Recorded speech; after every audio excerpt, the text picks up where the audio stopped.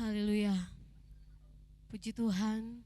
Selamat pagi kami sampaikan kepada kita semua. Jemaat Tuhan GPDI Immanuel RR 1 dimanapun engkau berada pagi hari ini. Haleluya, puji Tuhan. Dengan situasi yang ada saat ini, saya percaya tidak akan pernah membatasi kita untuk beribadah kepada Tuhan, bersekutu menyenangkan Tuhan. Dan di pagi hari ini, hari yang spesial untuk kita semua, kita mau memperingati, kita mau mengingat kebaikan Tuhan, mengingat pengorbanan Tuhan yang menjadikan kita berharga. Kalau kita ada sampai saat ini semua karena kemuliaan Tuhan yang Tuhan sediakan bagi kita melalui pengorbanannya di kayu salib. Mari kita responi ini dengan sepenuh hati. Siapkan hatimu, siapkan kehidupanmu untuk pagi hari ini kita mau menikmati satu persekutuan yang indah dengan Tuhan. Dimanapun engkau berada pagi hari ini, Roh Kudus menjangkaumu bahkan sampai dengan kedalaman hati dan pikiranmu. Roh Kudus akan mengurapi, menjamah dan memberkati kita semua. Haleluya, puji Tuhan. Mulai naikkan ucapan syukurmu. Katakan terima kasih Tuhan. Haleluya Tuhan. Terima kasih. Terima kasih.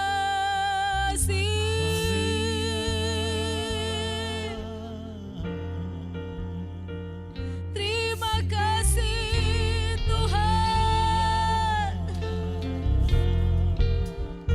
Terima kasih.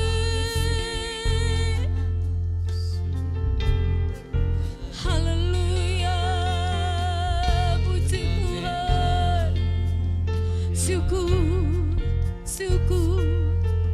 Terima kasih Tuhan. Haleluya. Terima kasih Yesus. Kami mau mengingat kebaikan-Mu pagi ini Tuhan. Mengingat pengorbanan-Mu. Puji Tuhan. Terima kasih Yesus.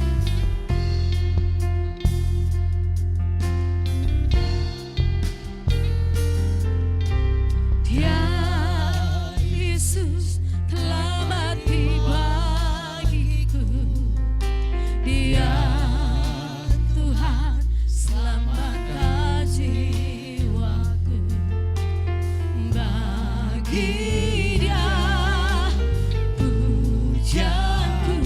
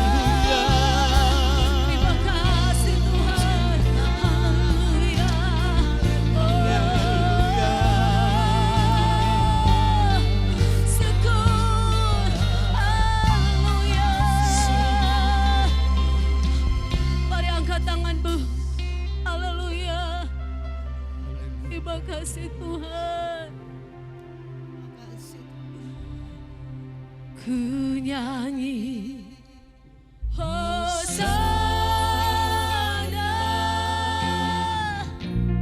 bagi Rajaku yang duduk di tahta.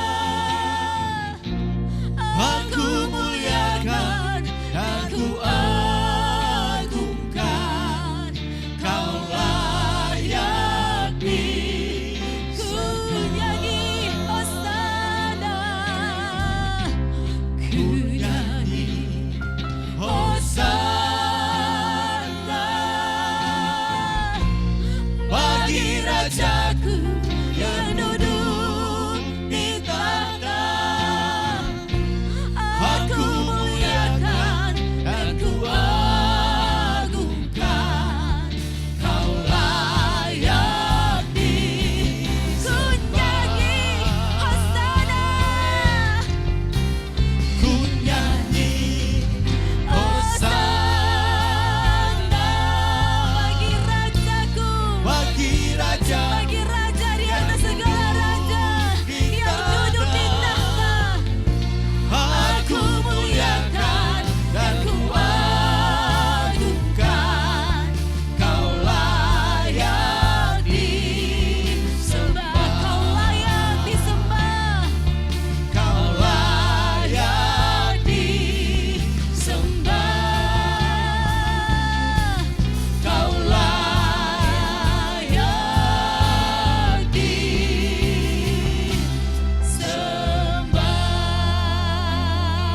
Mari berikan pujian, kemuliaan bagi Tuhan kita, Allah yang dahsyat, Allah yang hebat, Allah yang luar biasa.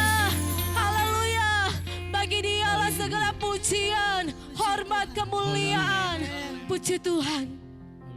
Pagi hari ini Tuhan, kami bersyukur. Hati kami limpah dengan syukur Tuhan. Terima kasih Tuhan, terima kasih Allahku, terima kasih Tuhanku. Terima kasih Roh Kudus. Kalau kami ada pagi hari ini Tuhan, kami sehat, kami kuat Tuhan. Kami percaya semua karena kebaikan Tuhan. Karena itu kami bersyukur Tuhan. Sungguh kami punya Allah yang dahsyat. Kami punya Allah yang luar biasa.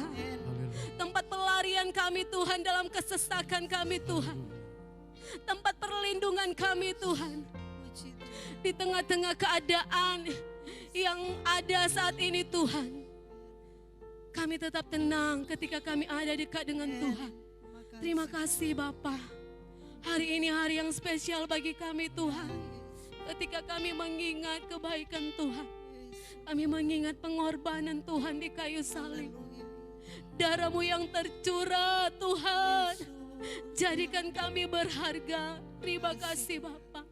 Karena itu pagi hari ini Tuhan, seluruh jemaat GPD Immanuel RR 1, bahkan Tuhan, umat Tuhan dimanapun mereka berada saat ini Tuhan, kami sama-sama mau menaikkan pujian, hormat, syukur, limpah terima kasih kepadamu atas kebaikan Tuhan, kemurahan Tuhan, anugerah Tuhan yang terus kami nikmati dalam hidup kami.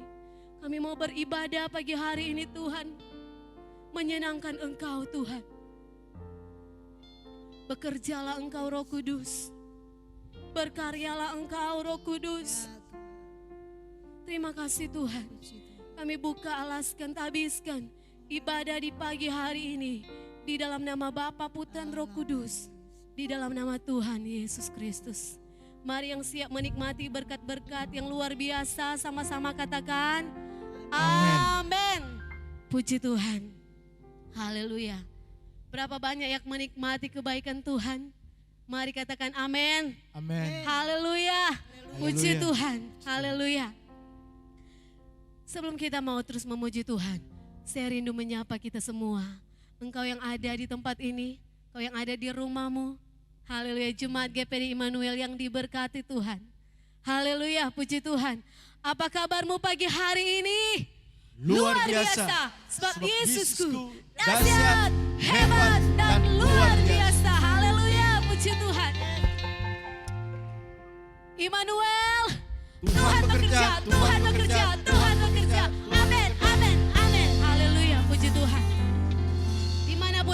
ada pagi hari ini, mari dari hatimu katakan, Tuhan Yesus baik. Haleluya. Tuhan Yesus baik. Tuhan Yesus baik. Haleluya, puji Tuhan. Tidak ada alasan pagi hari ini kita tidak mengucap syukur. Amin. Haleluya, puji Tuhan. Pengorbanan Tuhan di kayu salib. Apakah masih kurang untuk kita mengucap syukur pagi hari ini? Haleluya, puji Tuhan. Karena itu pagi hari ini kita mau memuji Tuhan. Bukti karya Tuhan nyata dalam hidup kita, amin. Kebaikan Tuhan nyata tidak pernah berubah dari generasi ke generasi sampai saat ini dan untuk selama-lamanya. Kebaikan Tuhan tetap, amin. Haleluya. Bukti karyamu nyata. Haleluya.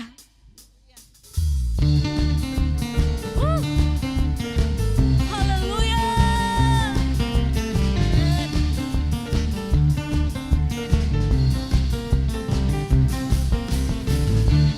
Bukti karyamu nyata Dari hari ke hari, dari hari ke hari.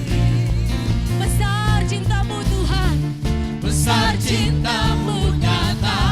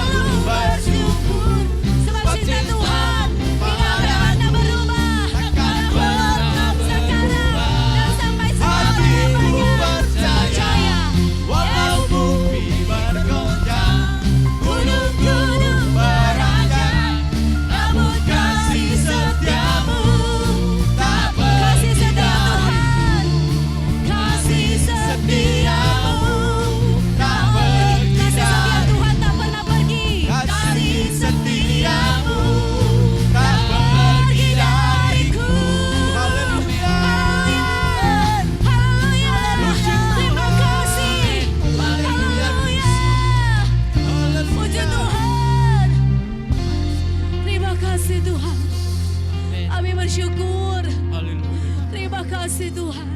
Haleluya. Haleluya Yesus. Haleluya. Haleluya. Kami bersyukur buat kasih-Mu yang tidak pernah meninggalkan kami Tuhan. Kasih-Mu indah dalam hidup kami Tuhan. Haleluya. Terima kasih Bapa yang baik. Terima kasih Tuhanku. Haleluya Yesus.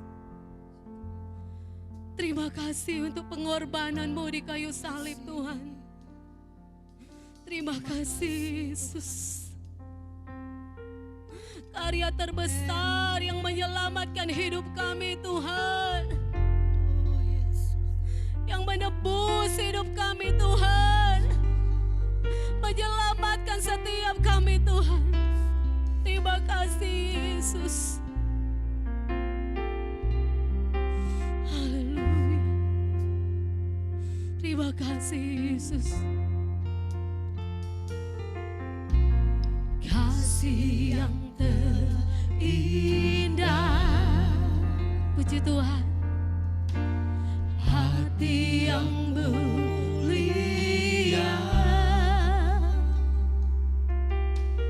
Hanya ku temukan di dalam-Mu, Yesusku. Pujian dari hatiku selalu di setiap waktuku. Tiada pernah berubah kasih-Mu. Karya terbesar dalam hidupku, pengorbanan-Mu yang selamatkanku. Engkaulah harta yang tak ternilai yang ku miliki dan ku hargai.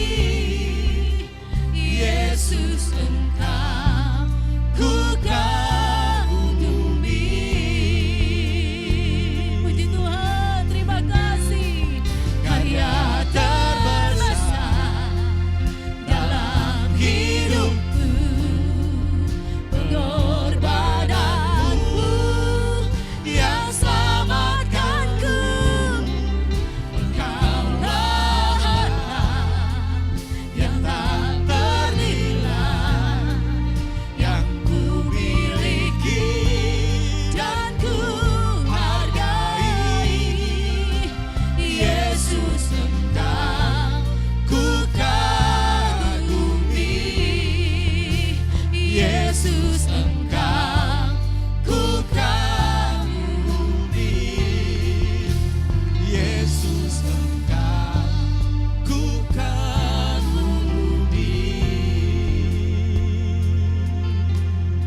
Haleluya. Haleluya. Terima kasih, kami bersyukur kepada Tuhan hari ini kami boleh beribadah kepada Tuhan di Jumat Agung ini, mengingat Yesus mati bagi kami. Iman kami tidak sia-sia, pemberitaan tentang Yesus tidak pernah sia-sia. Karena itu kami bersyukur, kami akan mendengarkan bagian dari firman Tuhan, memberkati firman Tuhan yang akan disampaikan.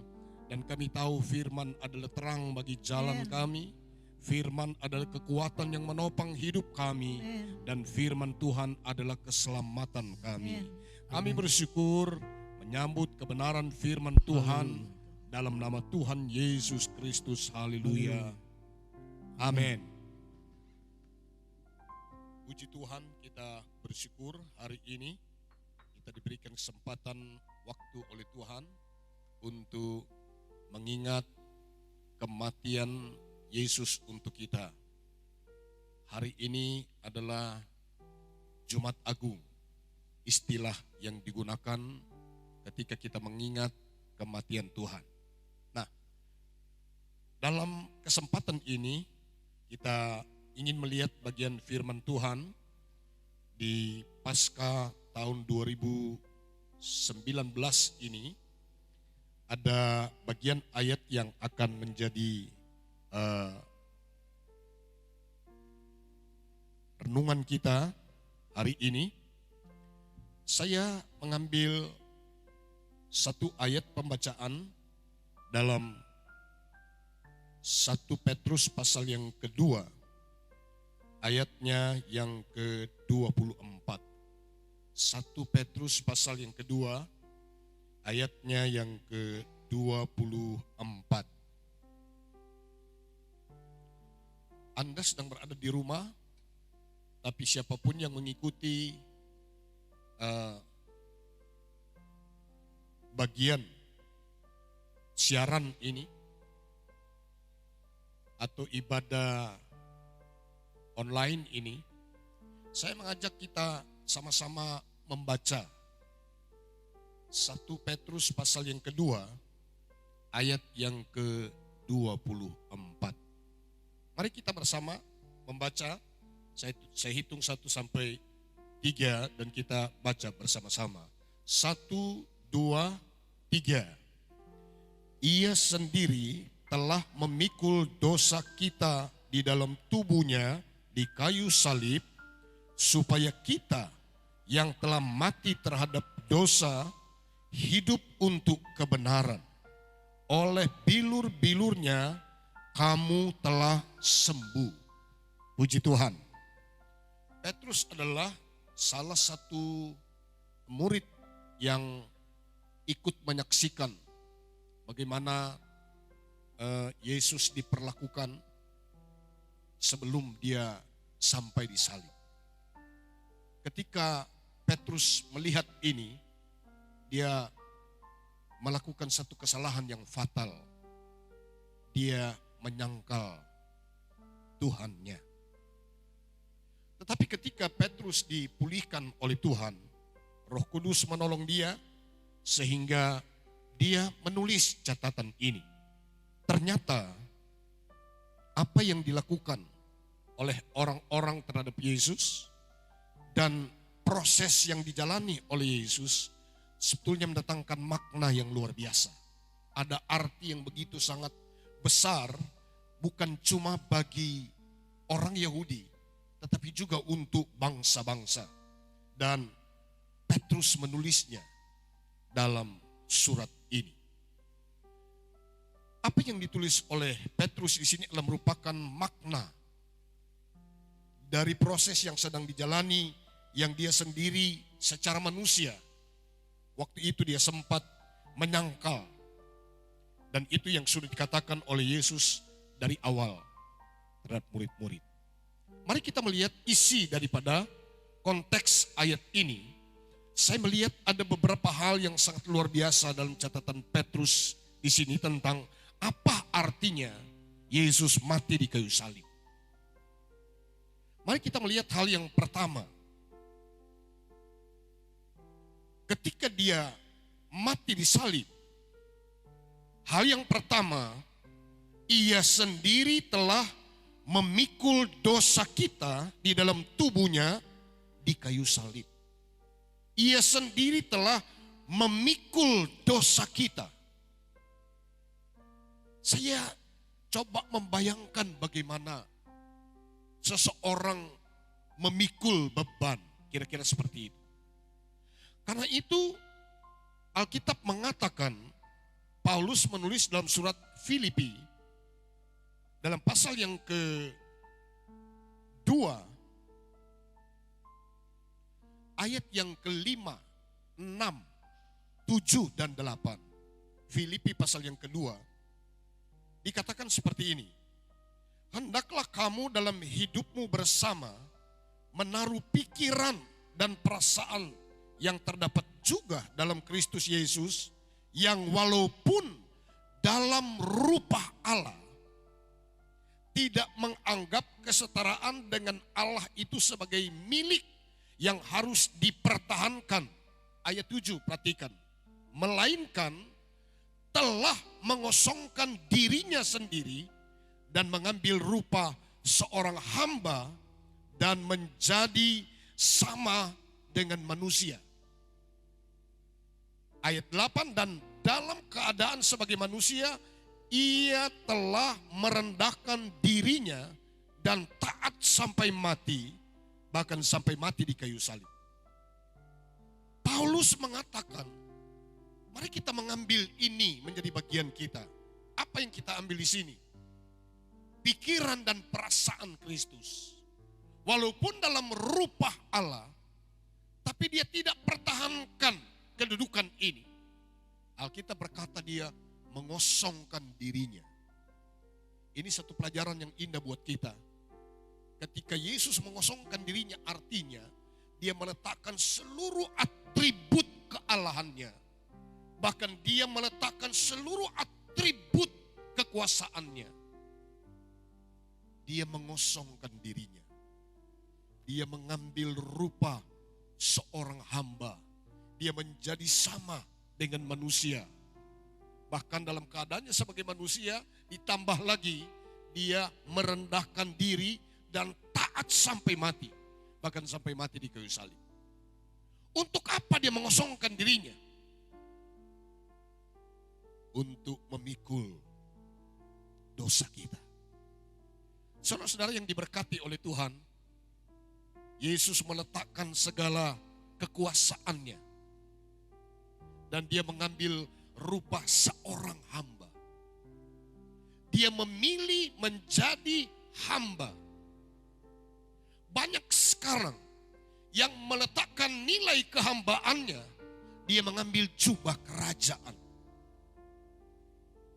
Sehingga kita melihat perbedaan pelayanan Yesus dan orang-orang yang meletakkan kehambaannya dan mengambil jubah kerajaan. Orang-orang Farisi, para imam-imam, para rohaniwan di saat itu. Saya mau mengatakan istilah ini. Mereka meletakkan kehambaannya dan mereka mengambil jubah kerajaan. Mari saya ingin membuktikan kepada kita tentang bagaimana perbedaan pelayanan Yesus sebagai hamba dibandingkan orang Farisi, ahli Taurat, imam-imam yang telah bertolak belakang dengan pelayanan kehambaan. Saya ingin membuktikan kepada kita, kita membuka Injil Lukas pasal 18.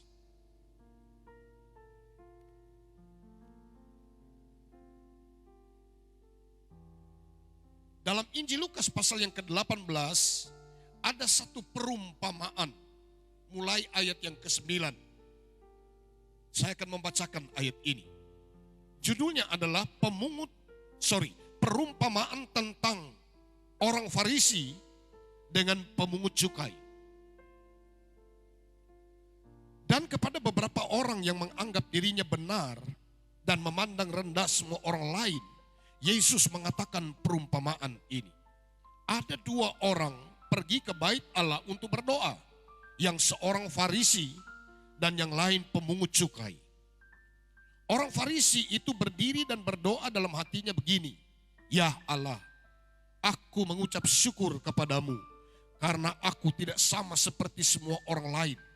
Bukan perampok, bukan orang lalim, bukan pezina, dan bukan juga seperti pemungut cukai ini.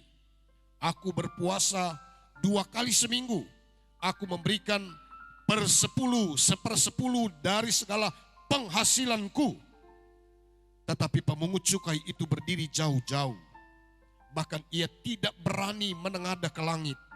Melainkan ia memukul diri dan berkata, Ya Allah, kasihanilah aku orang berdosa ini. Ayat 14, aku berkata kepadamu, orang ini pulang ke rumahnya sebagai orang yang dibenarkan Allah dan orang lain itu tidak. Sebab barang siapa meninggikan diri, ia akan direndahkan. Dan barang siapa merendahkan diri, ia akan ditinggikan. Saudara-saudara, lihat ini perlakuan seorang rohaniwan. Yang saya katakan tadi dia meletakkan kehambaannya dan mengambil jubah kerajaan. Berbeda dengan Yesus, dia meletakkan jubah kerajaannya, dia mengambil rupa seorang hamba. Apa perbedaan yang kita temukan di sini? Lihat, seorang rohaniwan yang seharusnya dia membimbing pemungut cukai ini, yang dianggap orang yang berdosa ini. Dia harus mengangkatnya, menuntunnya pada kebenaran Tuhan. Tapi sekarang tidak. Malah dia menonjolkan kerohanian. Walaupun dalam catatan Alkitab, orang-orang ini adalah orang-orang yang munafik.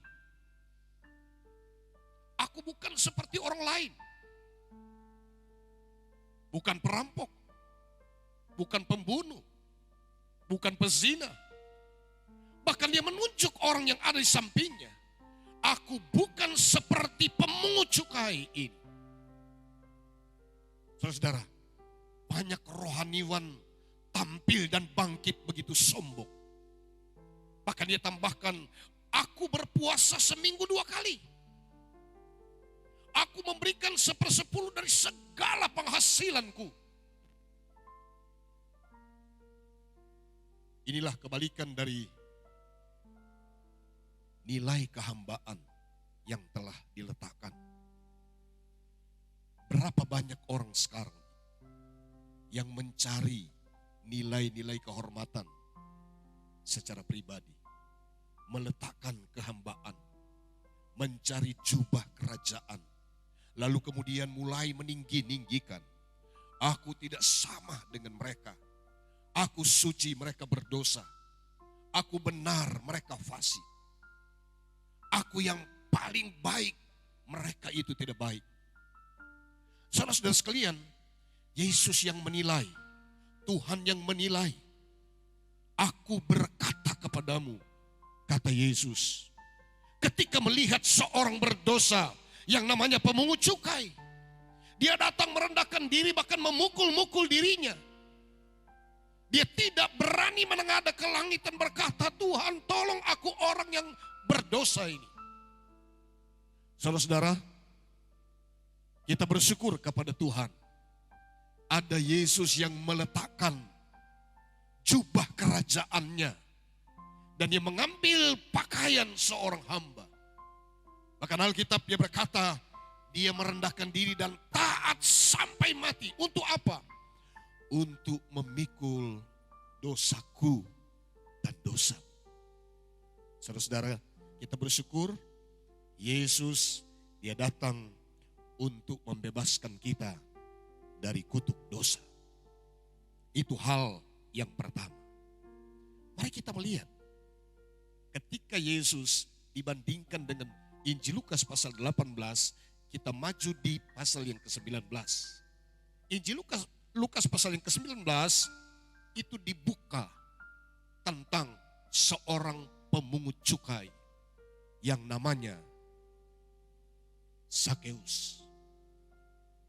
Saya baca di pasal yang ke-19, mulai ayat 1. Yesus masuk ke kota Yeriko dan berjalan terus melintasi kota itu. Di situ ada seorang bernama Sakeus, kepala pemungut cukai. Dan ia seorang yang kaya. Ia berusaha untuk melihat orang apakah Yesus itu. Tetapi ia tidak berhasil karena orang banyak sebab badannya pendek. Maka berlarilah ia mendahului orang banyak, lalu memanjat pohon ara untuk melihat Yesus yang akan lewat di situ. Ketika Yesus sampai ke tempat itu, ia melihat ke atas dan berkata, Sakeus, segeralah turun, sebab hari ini aku harus menumpang di rumahmu. Lalu Sakeus segera turun dan menerima Yesus dengan sukacita. Lihat perbedaan ini. Orang Farisi tadi justru menjelekkan pemungut cukai yang berdosa itu. Tapi Yesus tidak. Hari ini aku akan menumpang di rumahmu. Karena dia perlu ditolong.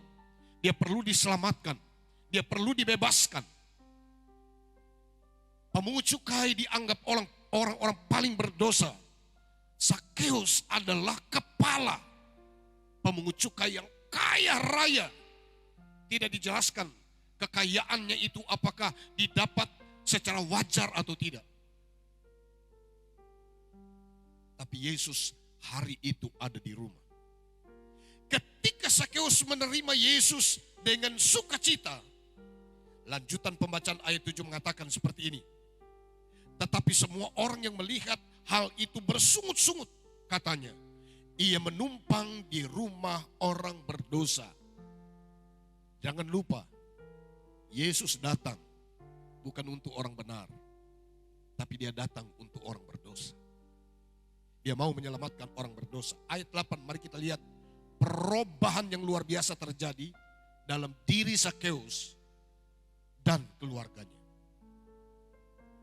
Tetapi Sakeus berdiri dan berkata kepada Tuhan, Tuhan, setengah dari milikku akan kuberikan kepada orang miskin.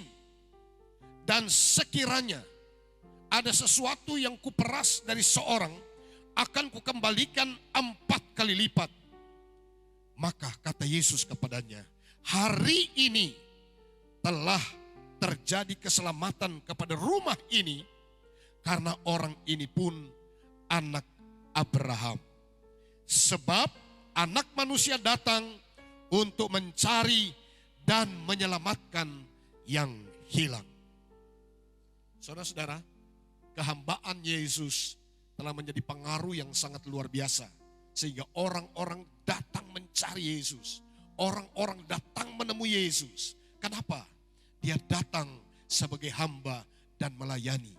Sementara para rohaniwan di masa itu telah berubah status. Kenapa mereka berubah status? Mereka telah meletakkan pakaian kehambaan, mengganti dengan jubah kerajaan. Saudara-saudara yang diberkati oleh Tuhan, itu hal yang pertama yang kita temukan dalam firman Tuhan. Ternyata Yesus mengosongkan dirinya untuk memikul dosa kita. Kita bersyukur dosa kita sudah diampuni oleh Tuhan. Dan itu dilakukannya ketika dia dipakukan di salib. Dia memikul dosa kita. Karena itu keuntungan orang yang datang di dalam Yesus. Apapun keadaan kita, apapun latar belakang kita, Yesus menerima kita apa adanya. Bahkan dia terus menunggu siapapun yang mau menyerahkan hidupnya kepada Tuhan. Hal yang pertama, Yesus ingin membereskan dosa kita. Yang kedua, kita dibawa untuk menjadi orang benar. Dalam konteks pembacaan tadi, 1 Petrus 2 ayat 24. Dia ingin menjadikan kita orang benar. Bukan, saya mengatakan minggu yang lalu, bukan kebenaran menurut versi kita. Kita hanya dibenarkan oleh Tuhan karena iman. Roma pasal yang kelima.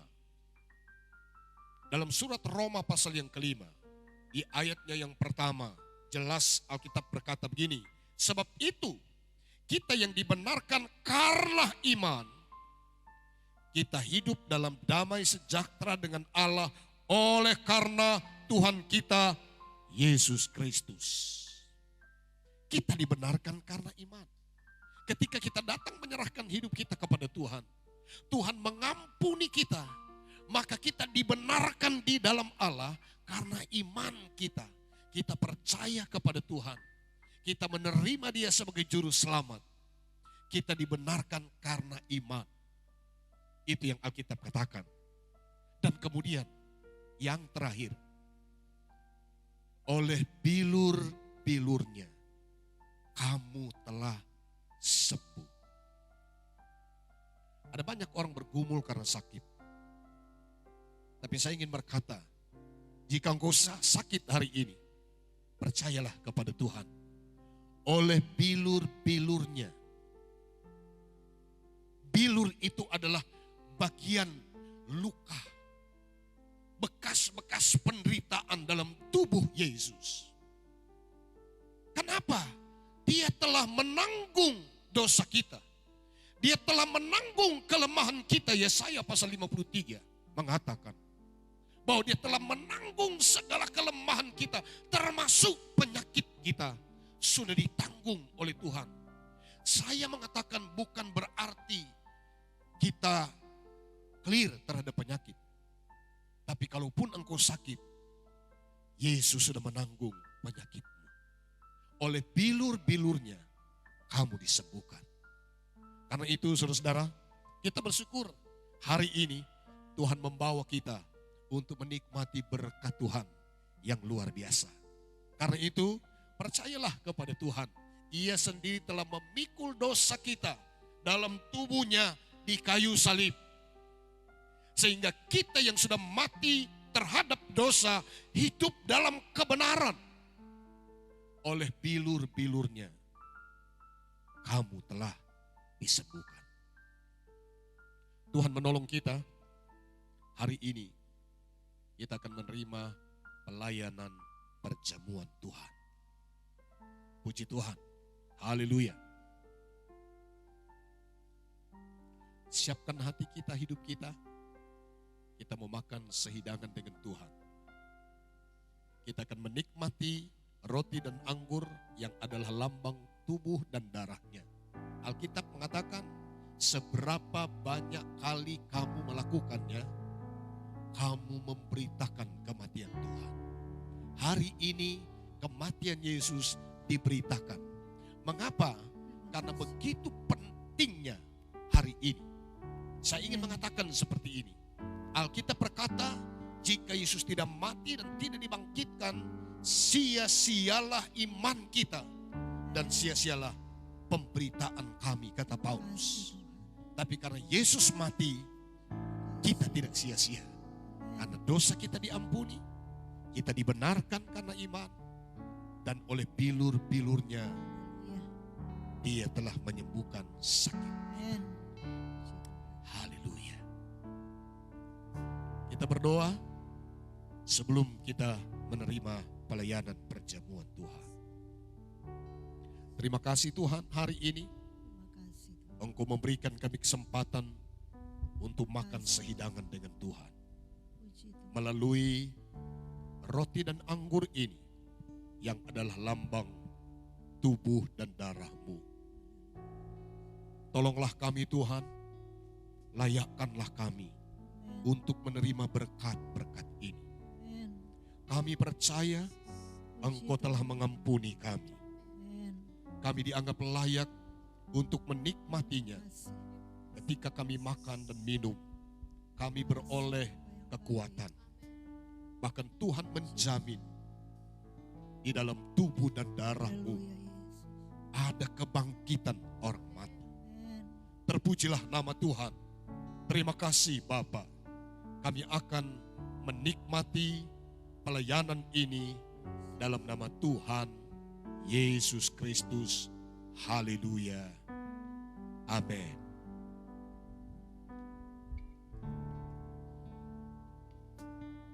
Sementara roti dan anggur ini akan dibagikan, mari kita menyanyi satu nyanyian. Salibnya,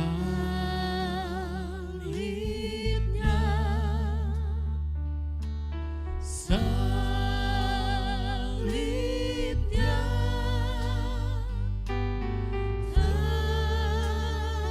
terlambang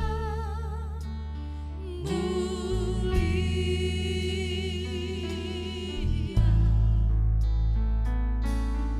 dosaku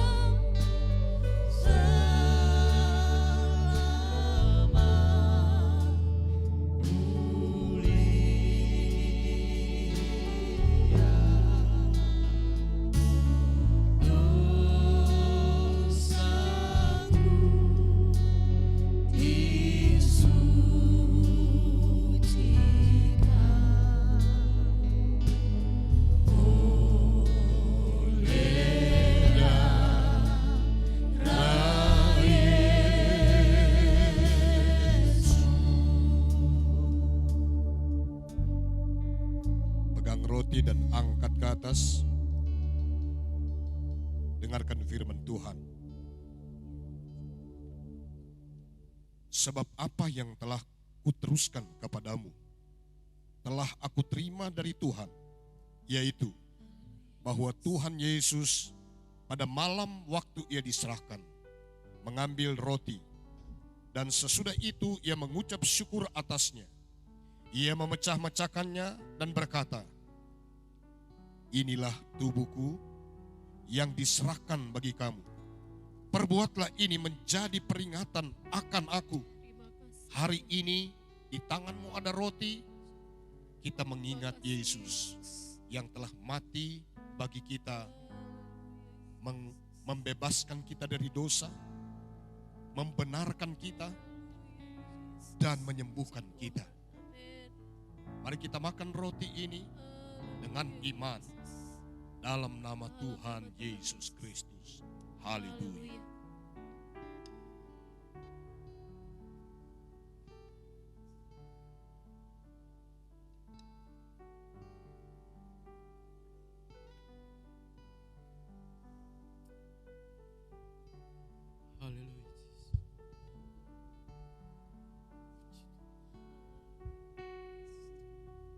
Angkat anggur di tanganmu. Haleluya. Dengarkan lanjutan firman Tuhan. Demikian juga ia mengambil cawan sesudah makan, lalu berkata, cawan ini adalah perjanjian baru yang dimeteraikan oleh darahku. Perbuatlah ini setiap kali kamu meminumnya, menjadi peringatan akan aku. Haleluya. Darah Yesus ditumpahkan untuk kita, untuk dosa kita. Dia menderita supaya kita dibebaskan dari penderitaan. Termasuk dia disakiti supaya dia boleh mengangkat segala sakit kita. Dengan iman kita minum dalam nama Tuhan Yesus Kristus. Haleluya. Haleluya. Haleluya. Terima kasih Tuhan. Kami bersyukur kepadamu. Terima kasih. Tubuhmu telah disakiti karena kami. Amin. Darahmu telah dicurahkan karena kami. Tetapi Engkau telah menyelamatkan hidup kami. Engkau telah mengampuni dosa kami. Engkau telah membenarkan kami. Dan Engkau telah mengangkat sakit kami. Hari ini kami diberkati oleh Tuhan. Kami percaya siapapun kami, ketika kami makan roti dan minum anggur ini yang adalah lambang tubuh dan darah-Mu, kami mengingat Yesus. Kami memberitakan Yesus yang ajaib, yang hebat, yang dahsyat, yang luar biasa bagi kami.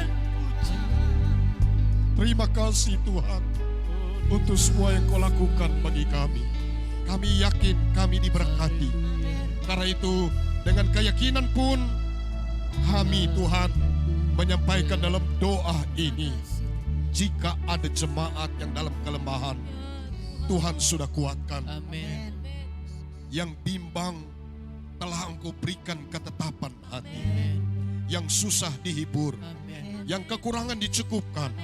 Yang sakit disembuhkan. Amin. Yang menghadapi berbagai masalah dan problem hidup, termasuk tekanan dan ketakutan situasi dengan adanya virus corona yang melanda dunia ini.